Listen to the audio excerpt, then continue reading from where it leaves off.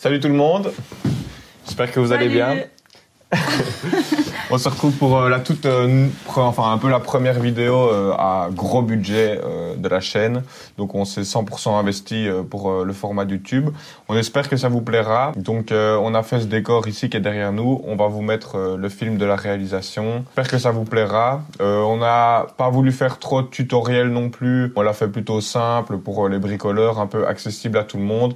Dites-moi si ça vous plaît. Dites-moi ce que vous attendez un peu dans les vidéos. Parce que voilà, c'est la première, donc on apprend un peu aussi. Partager cette aventure.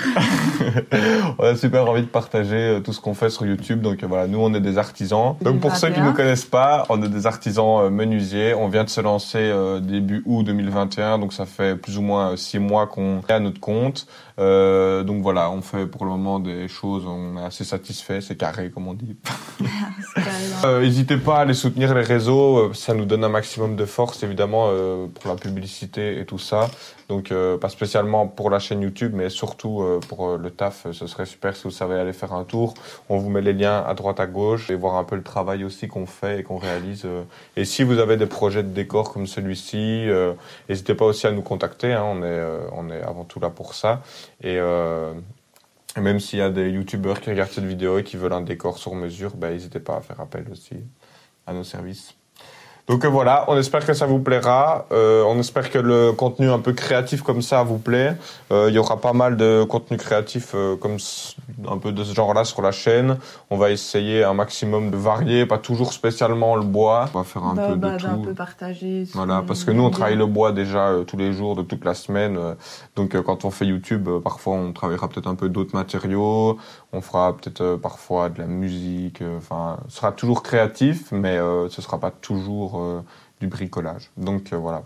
Dites-moi un peu ce que vous en pensez. Si vous avez des idées, n'hésitez pas à les mettre en commentaire aussi. Je sais pas quoi dire. À part que, voilà. J'espère que vous allez aimer la vidéo. Et nous, on se retrouve pour la outro du coup. On va rester sur place vraiment et enchaîner quoi. Salut tout le monde, c'est Louis du montage. Je fais une petite voix off. Je vais pas la faire trop longue parce que la vidéo est déjà longue et que je veux être concis. Mais pour ceux qui voudront réaliser le studio, je vous mets tout en fin de vidéo avec les maîtres, avec les matériaux que vous aurez besoin, un plan 3D pour un peu mieux vous repérer avec les grandes dimensions. Allez, on relance la vidéo.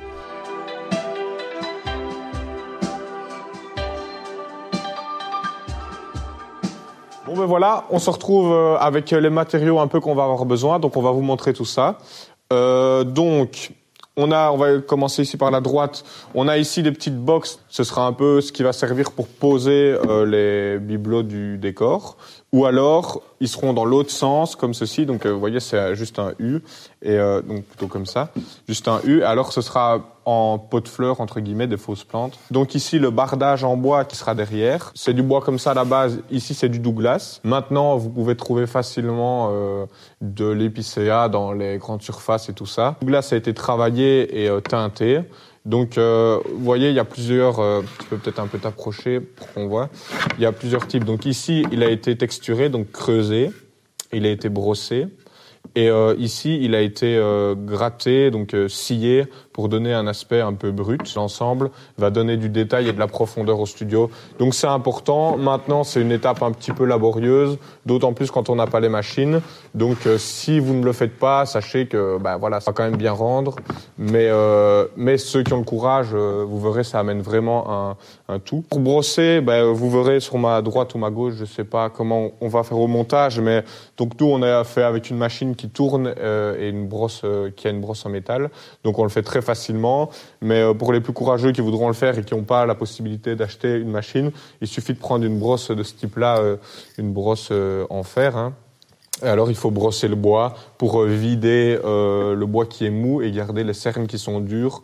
Donc on va avoir cet aspect-ci fort nuancé. Et pour ce qui est évidemment du sciage, il suffit d'une scie, de prendre un peu son mal en patience et de faire des traces comme ceci. Donc voilà, en avançant, en faisant un peu la texture. Et pareil, vous aurez cet aspect brut. Donc voilà, ça c'est pour les courageux. Si vous voulez une vidéo plus détaillée, parce qu'il y a quand même pas mal de subtilités, mettez-le en commentaire si ça vous intéresse. On fera une vidéo sur comment texturer du bois et donner de la profondeur plus en détail, parce qu'il y a 2-3 choses à savoir. Maintenant, voilà, ça mérite une vidéo, donc on va pas s'attarder plus ici. Deuxième chose qu'on aura besoin, c'est des petites briquettes comme ça. Ça maintenant, c'est pour un banc qui sera dans le décor. On vous montrera, c'est pas obligatoire, donc ça à voir si vous avez envie, si vous trouvez ça beau. On a fait donc c'est des petits morceaux de bois comme ça coupés, c'est du 7/14, 7 cm sur 14, mis avec une teinte rubio corail pour ceux qui veulent, qui donne cet aspect un peu bordeaux qui rappelle la brique. Je sais plus. Industriel. Ouais, industriel, industriel, industriel. Donc, mais avec du bois quand même qui sera chaleureux. On aura besoin de 2-3 lattes comme ça, c'est 2 cm par 4. Voilà, en bois n'importe lequel. Pareil, elles ont été brossées, mais vous n'êtes pas obligé. Si vous ne les brossez pas, en fait, voilà ce que vous allez avoir. Et vous voyez, quand on regarde, ça amène un peu de la profondeur, de la texture. Je ne sais pas si ça se voit à la caméra. Maintenant, on fera des plans en macro, un peu du décor, pour vous montrer ce que ça donne de près. Ça va être pour le fond qui est à gauche du studio, derrière la mousse acoustique. C'est toutes les lattes que vous voyez. Donc voilà, on va avoir besoin de ça.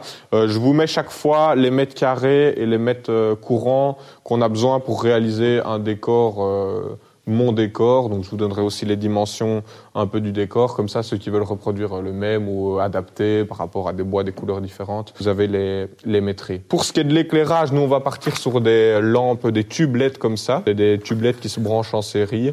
On va servir ça parce que ça a quand même une grosse puissance, c'est 600 lumens. On va se servir de ça pour éclairer le dessus, donc la poutre qui éclaire tout le studio du haut sera éclairé avec ça.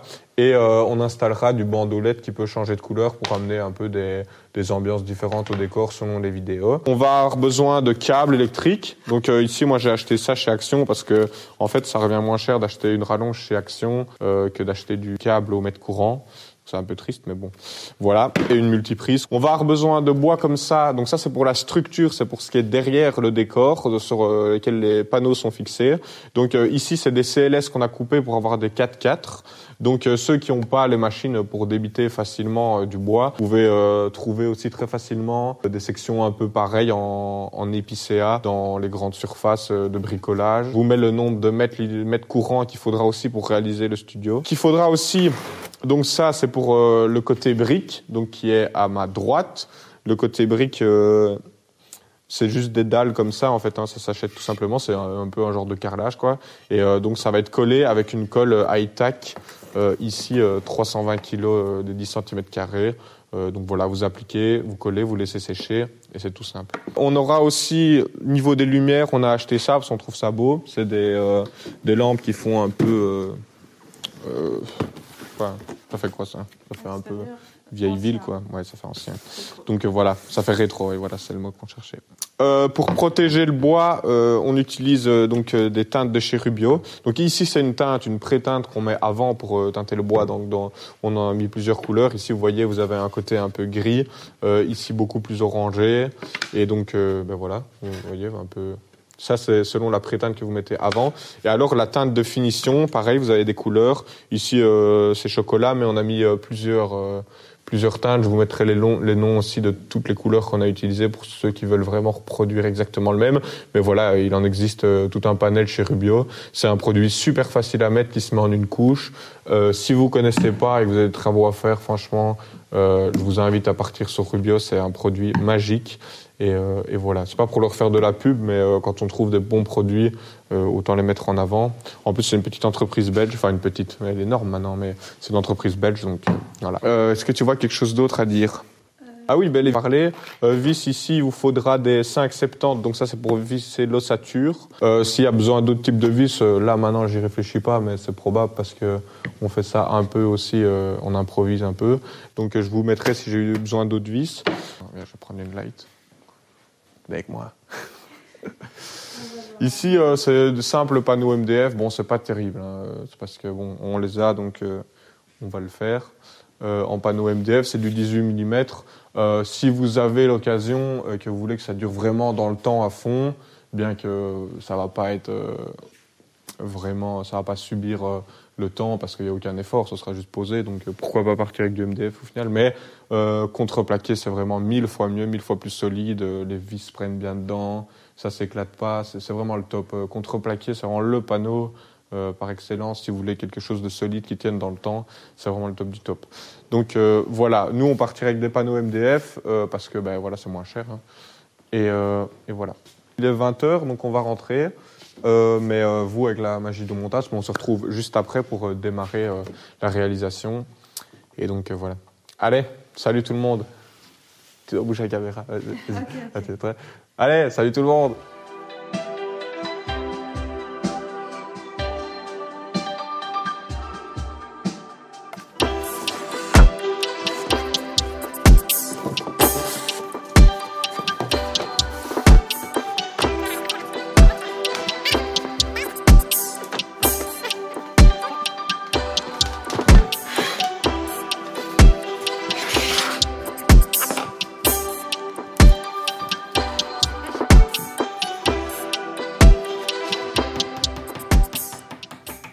On attache un petit clou et pour tracer, moi, je me sers d'un cordex. Donc c'est un petit truc, une petite ficelle qui est trempée dans de la craie ou dans de l'encre. On vient tendre.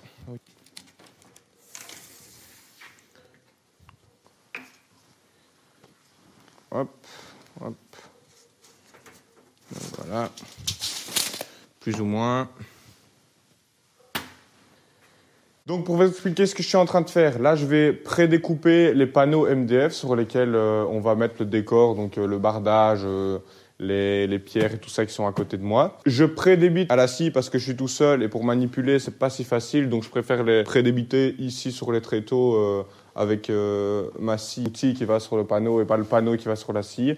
Et puis vu que j'ai une panneauteuse, ben, je vais quand même passer à la panneauteuse, ce sera beaucoup plus précis et plus facile pour moi à découper. Pour ceux qui n'ont pas de panneauteuse, pas de panique, hein, vous pouvez directement couper à mesure avec ce genre de machine, une scie circulaire. Tout bricoleur a bien ça dans son garage, donc si vous avez un oncle qui bricole ou un papa ou quoi, c'est vraiment un outil que vous ne devriez pas avoir difficile à trouver, quelqu'un de votre famille qui vous le prête ou quoi. Ça va tout aussi bien, juste faire attention, c'est un outil quand même dangereux. Vous avez un capot protecteur. Les 2-3 trucs à savoir avec cette machine, c'est de bien poser la machine, être stable, ne pas bouger. On démarre la machine. Une fois qu'elle est lancée, on attaque et on lance dans le panneau. Ne jamais appuyer avec la lame contre parce que sinon vous prenez un retour, la machine saute et ça peut faire peur et ça peut être dangereux si vous prenez un retour sur la main ou quoi.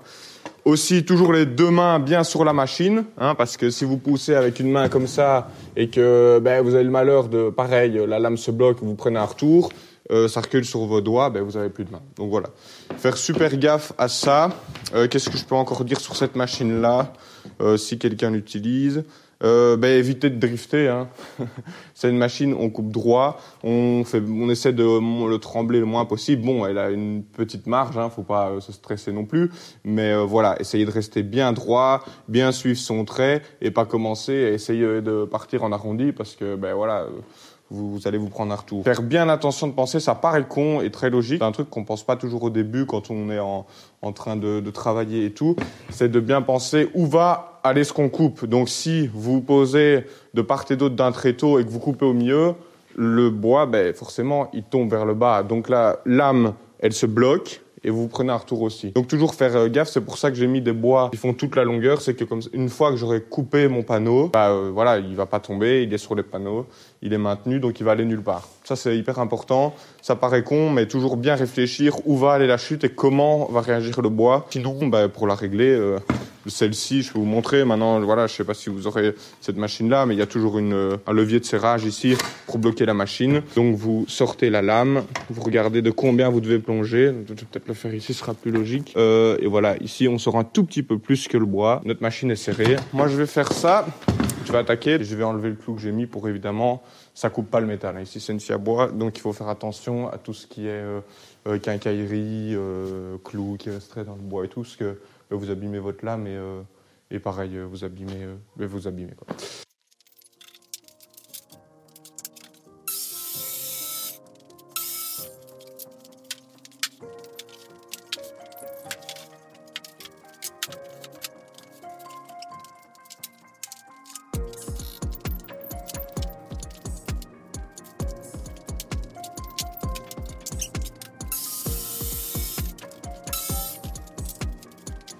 Bon ben voilà, on se retrouve à la panoteuse. J'ai pré-débité les panneaux, comme ça j'en ai des petits, enfin plus petits à manipuler ici. J'ai plus facile vu que je suis tout seul. Je suis quand même souvent tout seul, donc j'ai mis en place cette zone de pré-débit. Comme ça j'ai plus facile, je me fais moins mal au dos et je risque moins d'abîmer mes machines aussi. C'est plus facile, donc je préfère. J'ai oublié de vous dire, quand vous achetez ce genre de panneaux, ou en panneaux contreplaqués, enfin peu importe, mais quand vous achetez des panneaux bois en surface de bricolage, vous pouvez aller au service de découpage. C'est un peu plus simple si vous n'avez pas de quoi bricoler chez vous facilement. Vous demandez les dimensions que vous voulez et ils vous coupent tout au d'équerre. Ça peut être une alternative, je pense pas que ce soit très cher, à mon avis c'est du style 4 € la découpe. Ça peut être une alternative pour ceux qui n'ont pas de machine ou ceux qui n'ont pas le courage de commencer à faire des traits d'équerre et tout ça. Et je me suis dit que j'allais vous le dire parce que j'y ai pensé après. Mais nous on est parti, je vais changer de lame parce qu'ici c'est une lame pour débiter du massif en longueur. Donc on va mettre une lame à panneau et on est parti. Je vous reprends après.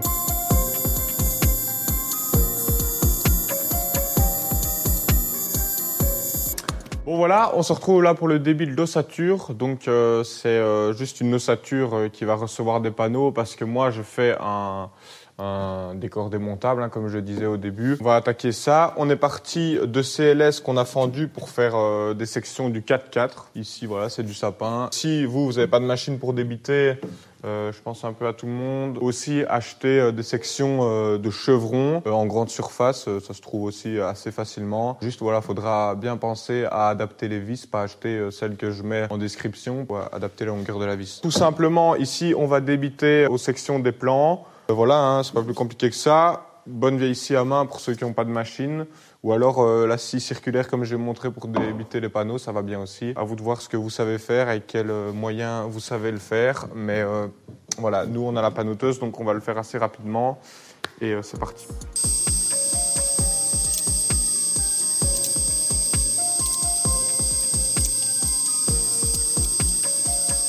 On se retrouve pour la suite, construction de l'ossature. Donc voilà, on a coupé tous les bois, 2,30 m de long, enfin non, 222 et ici 20 cm.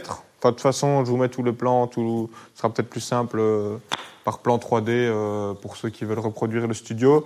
Mais donc voilà, on a fait 2 dalles de 115, donc une hauteur de 230, pareil en largeur, donc c'est un grand carré. 222 plus les 2 épaisseurs de 4 cm, on arrive à 230. Donc voilà, c'est pour ça. Qu'est-ce qu'on a besoin? Une visseuse avec une mèche et voilà, je sais pas si vous allez voir, un embout pour fraiser. Donc ça, c'est important. Super important pour les bricoleurs. Je sais parfois qu'on a un petit peu la flemme d'aller chercher une fraise, mais c'est vraiment hyper important. Sinon, ça casse, ça fend, la vis prend pas bien. Ça sert pas correctement. Toujours avoir une visseuse avec une mèche pour pré-percer à chaque fois que vous mettez une vis. Enfin, à chaque fois. En tout cas, dans 95% des cas, c'est vraiment mieux de le faire. C'est parti. On perce, donc on pré-perce ces petits carrés, donc les petits bois ici, de chaque côté, tout le tas qu'on a ici. Une fois qu'on a percé ça, on assemblera le rectangle. Je vous montrerai. Donc allez, let's go.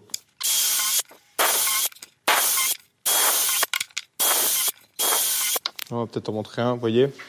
Donc, vous percez de chaque côté et vous fraisez pour que, quand vous mettiez votre vis, la tête déjà rentre dans le bois, ça vous fait pas de surépaisseur, ça n'écarte pas le bois, donc ça ne fend pas, et voilà, c'est vraiment le top.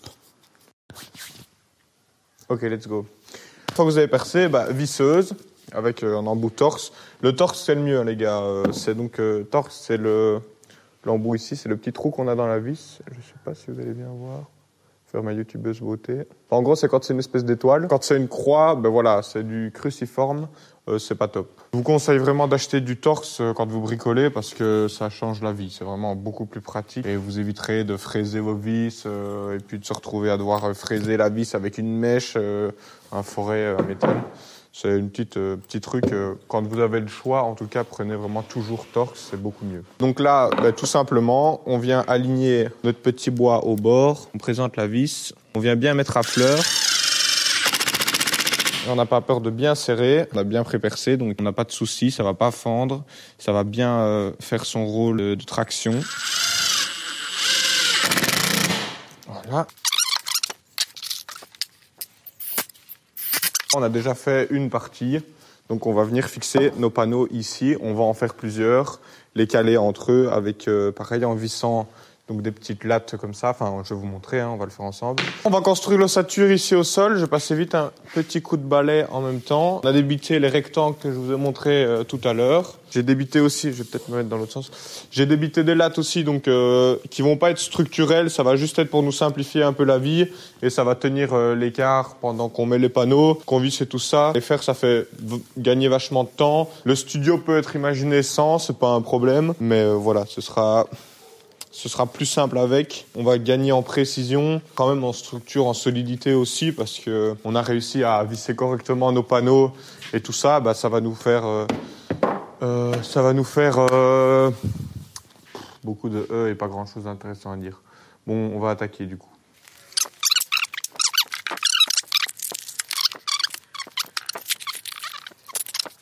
Bon, là, la structure qu'on est en train de faire, pour ceux qui vont la réaliser, ça va vous paraître un peu light, un peu léger, parce qu'il y a encore 0 contreventement. Pas de panique. En fait, une fois que vous avez réalisé la structure, les panneaux qu'on a coupés tout à l'heure, qui vont qui vont accueillir les éléments du décor sur lesquels on va poser les éléments du décor, donc les briques, bardage, tout ça, ils vont aussi servir de contreventement. Donc c'est normal que la structure bouge, elle n'est pas encore contreventée. C'est l'élément du décor, donc les panneaux qui vont s'en charger. Donc une fois que ça s'est fixé, ça bougera pas de tracas si ça bouge. Donc voilà, let's go.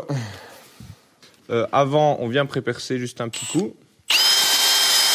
Faites gaffe de pas tomber pile dans votre vis. Faut un peu décentrer l'axe parce que on a fixé juste avant à l'axe. Donc voilà, faut essayer de pas tomber dedans. Donc moi ici, je me suis fait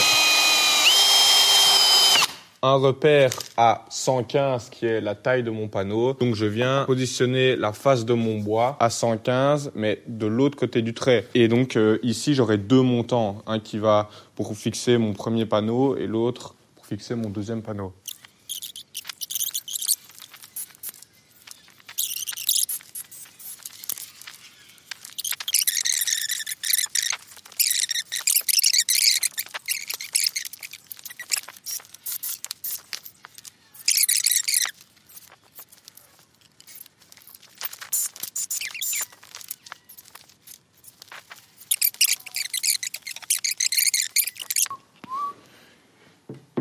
Et c'est ces panneaux-là, en fait, qui, eux, sont coupés d'équerre, qui vont servir pour vous mettre d'équerre. C'est moins important de prépercer, parce que le panneau va s'écraser. 4,5-40, on est vraiment parfait. On est quasi moitié-moitié. Donc, vous procédez de la suite. Vous venez dans un angle, bien aligné des 2 côtés. Ok, vous mettez une vis. Vous venez ensuite vous régler parfaitement aligné d'un côté ou de l'autre.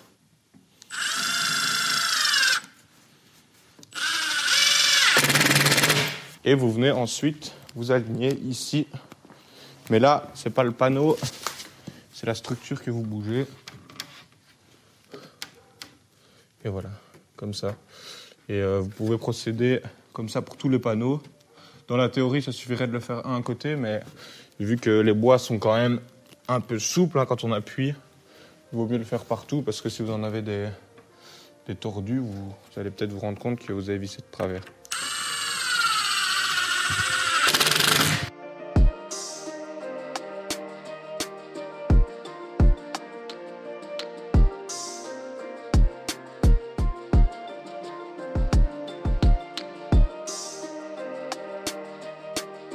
Donc voilà, on a fixé sur tout le contour. On n'a pas encore mis de vis au milieu, tout simplement parce que on va devoir remettre des vis en quinconce par rapport aux éléments du décor. Donc je m'explique. Par exemple, on a une latte de bois qui va venir sur ce décor-ci. On va la fixer que sur ce panneau-là pour que quand on enlève le panneau ici, il y ait une vis là, vous voyez ? Et alors, quand on va imbriquer l'un sur l'autre, eh ben, on aura nos vis qui vont être cachées derrière les éléments du décor. Donc ça, c'est important de mettre ces vis-là après parce qu'on n'a pas encore positionné exactement, donc on ne sait pas où ça va être. Et ce serait con d'avoir des vis apparentes parce qu'on n'a pas eu le choix et qu'on s'est trompé. Des dalles comme ça. On va venir poser. Je vais pareil mettre en time-lapse pour que vous voyez. Je vais prendre la disqueuse avec un disque à diamant pour recouper la pierre. Le truc donc hyper important là, c'est la ligne du milieu. Et ça, évidemment, il nous la fallait pour poser les éléments du décor alignés. Donc il en faut au-dessus, en dessous. Mais il ne faut pas qu'il y ait des éléments qui soient entre les deux. Donc c'est pour ça qu'on va partir du milieu et on va aller vers l'extérieur. Et alors on recoupera s'il faut les extrémités. Et pareil pour le bardage en bois qui va venir côté là, quoi. Qui va venir pareil entre les lattes. On va venir aligner pour qu'on tombe entre deux comme ça et que quand on enlève, on soit bon. On ne doit pas être bon, on ne doit pas faire une ligne marquée dans le décor. Vu que tout est horizontal, ça ne va pas choquer d'avoir une coupure dans le décor horizontal. Que si on fait une coupure verticale, là ça va choquer. Donc c'est pour ça qu'on va imbriquer à la verticale, mais horizontale, on part du milieu et on descend et on monte. Je ne sais pas si c'est très clair, j'espère. Sinon, Tania fera une voix off. Donc voilà, colle high-tech ici. Donc 320 kg. Vous appliquez ici derrière, sur la face un peu granuleuse. Vous mettez 4 petites lignes, 4 petits cordons. Vous laissez appliquer. Donc la prise est assez rapide. Donc c'est 24 heures pour sécher totalement. Mais la prise, c'est après 3 heures, je crois. 1 heure ou 3 heures. Je sais pas. C'est assez rapide. Donc voilà, laissez appliquer. Et il n'y a que demain qu'on bougera le décor et qu'on démontera les dalles. Allez, salut, j'y vais.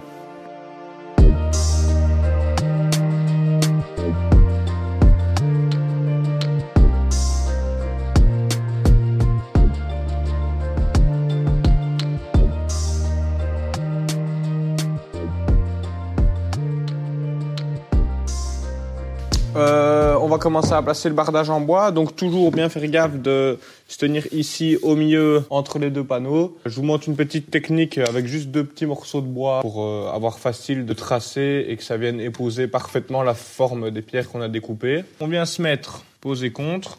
On prend du coup ici la petite partie. Ah ben non, on va devoir prendre la grande. Vous voyez, la petite passe pas, donc ici on va devoir prendre la grande. C'est tout simple, hein. En fait, vous venez faire une parallèle, tracer comme ça, tout simplement. Ensuite, comme ça, dans l'alignement. Comme ça, vous suivez vraiment la courbe ici. Ah, super, une lampe qui vient de nous lâcher. Et donc après, voilà, vous reliez, vous gardez un petit peu. Une fois qu'on a ça qui est tracé, je vais vous montrer, on va couper à la scie à ruban. Là où il y a des vis, les planches qui viennent, faire gaffe de ne pas les mettre définitivement parce que ça, il faut les mettre une fois que le décor est monté.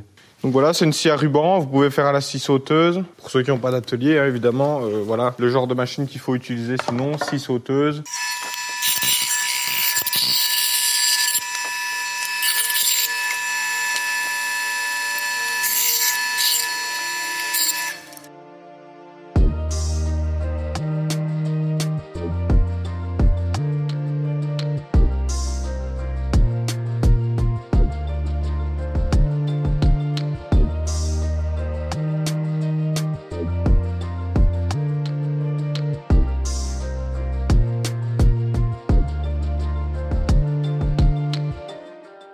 Voilà, on est le lendemain matin, petit café, on va réattaquer, je vais vous remettre en timelapse pour finir. On venait de poser le dessus du bardage, on avait fini la partie des pierres, là où on voit des vis qui sont entourées.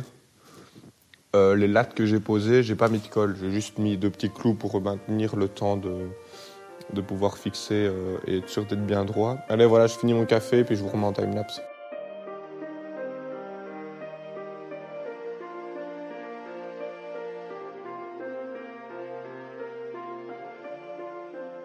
Donc voilà, les supports sont posés. Avant de les retirer, on va venir présenter avec une mèche et percer 5 endroits pour pouvoir visser de l'autre côté en fait. On va aussi venir faire la poutre sur le dessus avec les lumières maintenant.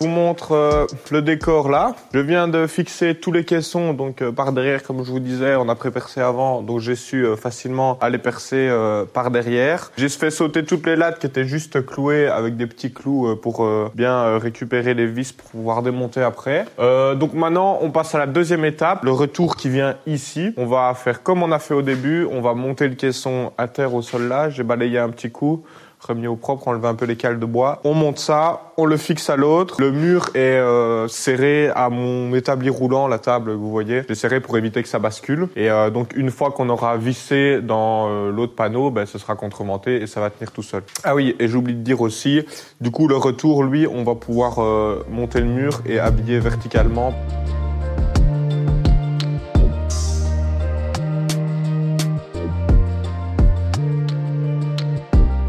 On va attaquer le banc, donc tout simple, on a peint un panneau en noir ici et on a fait des petites briques donc en bois. Ici c'est du mélèze et donc on l'a rubioté avec du rubio coral. Voilà, donc ça amène un petit côté bordeaux et on va venir donc présenter, clouer.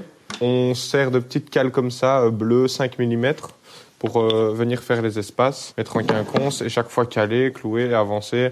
Et on a plusieurs petites cales bleues et on va venir chaque fois caler pour être bon et on va avancer et recouvrir toute la surface. Je vous mets en time-lapse et on va clouer tout ça.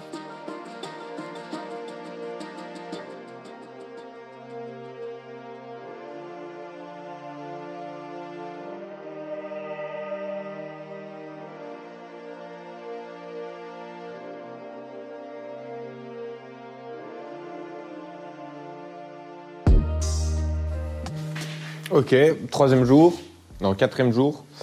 On attaque du coup la fin ici sur le côté gauche avec toutes les lattes qui vont faire un peu forêt, on va dire, qui vont faire un peu déstructuré. J'ai été rechercher un nouveau LED du coup, parce que je vous avais dit hier, on a posé un LED qui en fait va plus. J'aurais dû vérifier avant, je sais pas pourquoi je l'ai pas fait. Donc on va démonter ça, on va remettre le nouveau. On attaque ensuite les lattes comme je dis, et puis le studio sera fini. Alors on démonte et on ira le monter sur place. Et là on fera vraiment toutes les finitions, la décoration. Il y a une light qui a plus beaucoup de batterie, donc je vais vous passer en time-lapse, comme ça je la fais recharger. Bon, désolé si la qualité d'image des plans après est un peu dégueu. Enfin, de toute façon, je crois que un plan sur deux est dégueu. Donc à mon avis, il y a plein de flickering de partout. C'est pour ça que j'ai dû acheter des lights. La vie de youtubeur, quoi.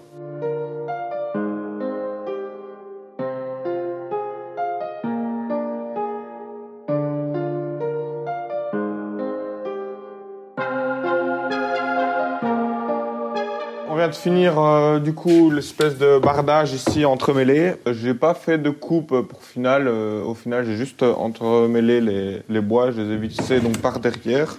Vu que ça vient contre le mur, on peut voir. De toute façon, vous avez vu au truc. Mais il y a chaque fois une vis au croisement. Ensuite, une fois que j'avais mon panneau, que tout était contreventé et que les bois bougeaient plus entre eux, vu que c'est tout triangulé, j'ai passé un coup à la panneauteuse bien droit. Mais si vous n'avez pas de panneauteuse, un coup avec une ficelle. Et vous tracez au crayon, puis vous venez couper chaque latte. Tout est fini. Je vais pas l'installer juste pour l'installer, vu que ça va prendre du temps et il faut que je redémonte la poutre. Donc on va tout démonter. Je vais charger dans la camionnette et on se retrouve pour monter sur place et commencer à décorer. On va installer le studio ici. Donc sur ce mur-là, et ça va venir fermer et faire un couloir ici à droite. Donc voilà, mais c'est parti. Let's go!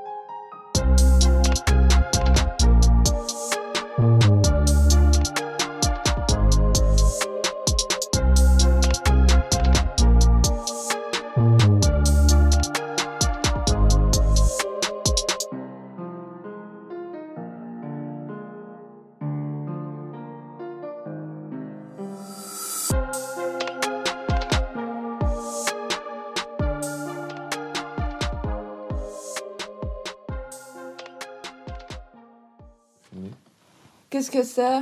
Du mascara. Yaoret? Ouais. On ne verra pas d'ici. Putain, c'est incroyable. Bon, ben voilà, j'enchaîne sur ça va être bête. Non. Du coup, voilà, j'espère que le film vous a plu. Bien lourd, hein. À la fin, on a bien galéré sur le Attends. timelapse. Oh non. Ah. On a perdu une lumière. Tant pis, j'ai la flemme. Oh non. L'ordi. C'est un... Ah non. Bon, ben voilà, c'est pas grave, on va quand même continuer, les gars. Fin de vidéo, je sais pas quoi dire. Je suis content du studio, il est trop beau. Non, attends. Moi, je trouve que c'est pas bien ce que t'as dit, tu vois. Ce que t'as dit avant, c'était pour avant la vidéo. Ouais, avant la vidéo. Mais on verra, je vais peut-être pas te garder. Ah. Voilà, les gars, fin de vidéo. J'espère que ça vous plaît. plaît. Dans le micro, vas-y, redis. C'est pas grave, on pouvait être coupé. T'avais juste à te taire. Ah, pardon.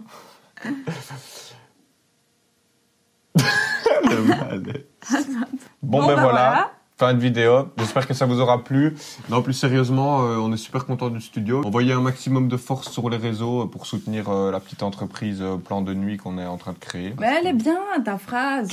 Elle était bien, on laisse ça. Allez, c'est bon. Bon, ben voilà. Mais non, tu refais tout depuis le début, pardon. Bon, ben voilà, les gars. Fin de vidéo. J'espère que ça vous aura plu. J'espère que le montage était assez clair, qu'on s'en est sorti avec tous les rushs que j'ai eus. Désolé s'il y a des plans qui étaient pas terribles avec le flickering et tout. J'essaie de m'en sortir comme je peux avec les lumières de l'atelier. C'est pas facile. Bon, ben voilà. Bon, ben voilà. J'espère que ça vous a plu. On se retrouve très vite pour d'autres vidéos. Pour d'autres vidéos. N'hésitez pas à nous soutenir sur les réseaux sociaux. Hashtag Plan de Nuit. De toute façon, on vous met les liens à droite, à gauche. Donc, si vous avez des projets de ce type à faire, que vous êtes youtubeur, que vous avez besoin d'un décor, que vous êtes dans l'événementiel, que vous créez des décors pour les photos... ou même pour chez vous. Ou même pour chez vous, oui, tout simplement. Si vous voulez décorer une pièce ou n'importe quoi, n'hésitez pas à faire appel à un service. Ça peut être fait sur place ou fait comme ça, démontable, pour ceux qui louent des locaux et qui doivent démonter, comme moi ici, ça peut être pratique. Donc voilà, tout est possible, tout est imaginable. On fait les designs, on fait tout, donc n'hésitez pas à nous contacter. On va vous faire un peu un room tour pour vous montrer un peu tous les détails. Et on se retrouve pour des prochaines vidéos créatives et surtout, n'oubliez pas d'oser. C'est bien. Enfin, et surtout, n'oubliez pas d'oser faire les choses. C'est ça que je voulais dire. Bon, ben, let's go, hein. On va faire un room tour.